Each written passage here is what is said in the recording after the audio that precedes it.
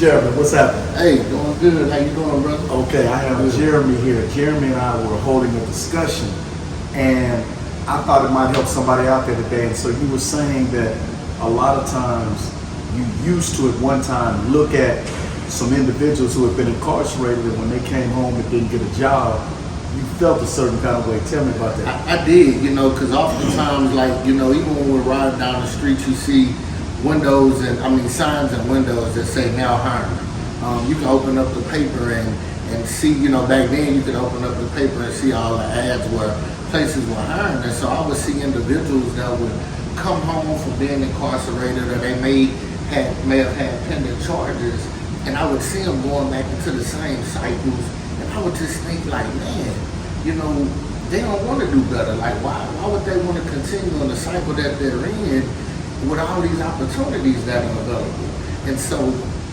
I guess the mind state that I was in at the time was like, if you didn't murder someone or like do something like really drastic, like, a drug charge, whether you were selling or using, or a theft charge, like, you should be able to get a job.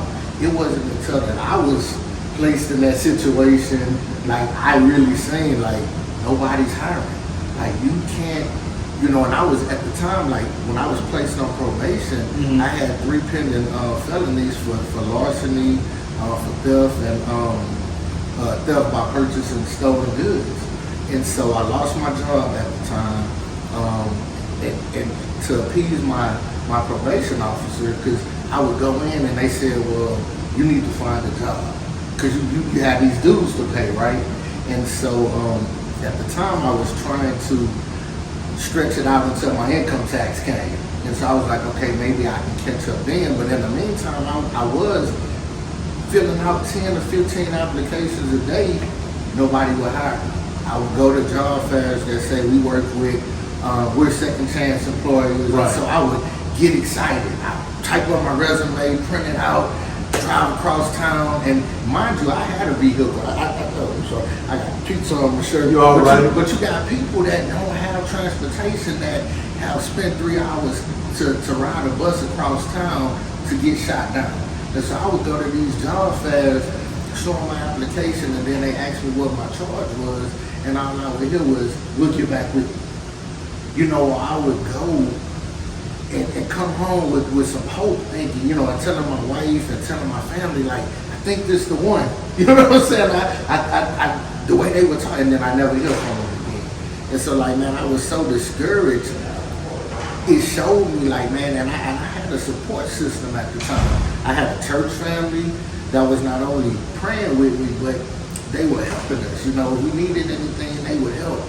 If I needed to go to an interview or to a job fair, they would watch my children. But you have people that don't have a community or a support system. You know what I'm saying? And so it showed me, like, man, that's why people are going back into the same cycles, because they doing what puts food on the table, what pays the bills, and they doing the only thing that they can because there's no opportunity. I would agree with you. I thank you for sharing that. My viewpoint when I was incarcerated was, man, the job is easy to find. It's going to be easy. Yeah. And so when I got out, I heard before I got out that, man, your record. And I'm like, bro, I'm not worried about the record. It doesn't work. And so I went and applied for a job that said that they were a second chance job hiring company. Meaning if you have a felony or you've had involvement with the police, they'll still hire you. I had a first interview. It went great. The man waited one day, called me back and said, listen, you did so well. I told my manager, and they want you to come right back in. Well, at the time, I had to ask parole. Could I come back in? So I had to get permission. I said, I can't come right back in. I have to wait a week. And so what then proceeded to happen was, when I got there, had a great interview with the manager. She said, oh, by the way, I just have to ask you this, it's just something I have to do. I know it doesn't fit you. She says, but do you have any, and she basically said felonies or whatnot. And I said, yes, ma'am. And she said, what? Yeah. She said, you're such a nice guy. I said, God changed me. And so she said, well, I'm not going to be able to hire you. I said, it's no problem. She said, I'm so sorry. I said, don't be sorry. So when I walked out, I said a prayer, and I was like, Lord, you know, I don't know how to feel about that. This is what they're telling me about, Yeah. but I don't feel defeated. Yeah. But what is Yeah. this? And what God let me know is like, if I never let you experience some things, how are you going to be able to minister about it? Exactly. That was the only job that I was turned down because of my record. I came right back the next week, got another job, stayed on that job Yeah. 90 days, and then I've been in my current job since then. Yeah. And so I share that with you to say my mentality was, man, that's just people not trying hard. Yeah. I'm telling you, Yeah. from that one experience and listening to other experiences, we do have individual accountability. Meaning people who have been incarcerated or on probation, we have to take ownership of that. And Yeah. that can cost us some things. But I'm also sharing, I found out what you found out, that sometimes people can put forth their best foot to change. And when doors continue to be shut in their face, everybody does not have the mental That part. makeup. Yes. I'm not saying people are slow. I'm not Yeah, saying no. people are weak. I'm just saying that sometimes people are used to things going their way. Their way, Sometimes yeah, people yeah. are like, if it doesn't go my way, I'm gonna make it go Yeah. my way. And when I'm not gonna make it go my way because that's illegal, and so it's Yeah, not going yeah. my way. And so now I don't have anyone around to walk me through this, explain to me, or tell me that just like my unemployment is only going to be for a short period of time, there'll come another time, all I see is my unemployment. Yeah. Yeah. And so if you were speaking to someone who does not have a support system, who's looking for a job, whether they have been formerly incarcerated or not, what would you share? Man, stay encouraged. Encourage yourself. It was, and the process of me finding a job was 18 months. Okay. That was a year and a half, 18 months. And so encourage yourself. Man, you know, speak affirmations to yourself. You know, I'm a Christian, so I prayed, I spoke with God, I reached out, you know, find you somebody that's gonna hold you accountable. Find you someone that you could call and that's gonna pray with you and that's gonna encourage you and that's gonna tell you to keep your head up, or, you know, point you in this direction or that direction. Because so many of us, like, we don't have that. Like, we try to fight this thing alone. You know, and I think that's one of the key things that a lot of us brothers and sisters are missing. Like, we try to do it on our own. And so when you get in those times of discouragement, it's just you and your thoughts.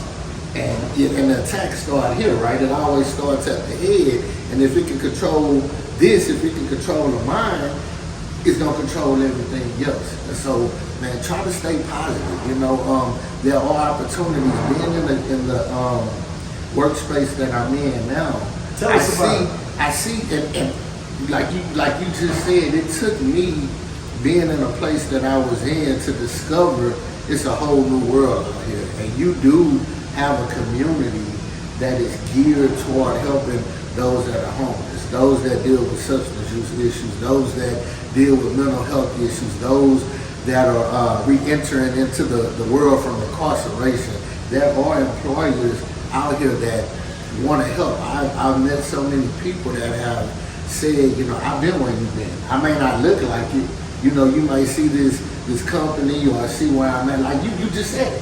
Where I'm at today, you don't know my story unless I share it with you, right? Right. But there are so many brothers and sisters that are out here that have been where you've been. You're not alone. You know, our situations like to tell us, like, you're the only one going through it. You're the only one that's dealing with this. But it's thousands, if not millions, of other people that are going through the same thing. So, like, stay encouraged. You know, reach out to your local workforce solutions and, you know, and speak with someone there and see if they can point you in the right direction. But, you know, find you a circle of some people, if it's a mentor or someone that you can rely on or call on whenever you need help. Thank you. I appreciate your time. I called him. We're setting up for a hire event tomorrow, where last time I heard there's like 177 individuals who were formerly incarcerated who are going to show up here, and there are going to be job opportunities where they can get hired on the spot. And then we were helping set up some of the computers, and these are Apple computers. And the reason I say Apple computers, that's a blessing. I said, I know we're giving away computers, but Apple, I said, Top of the line. there you Top of the go. line. And so I asked him, we were sharing some pizza, and his conversation was so sincere concerning when his perspective was changed. And I thought that maybe somebody needed to hear that today. So we appreciate you. I continue to encourage you. Visit, subscribe, like, get the notifications. Right now. Have a good night. Thank you. Sure. Appreciate you. All right.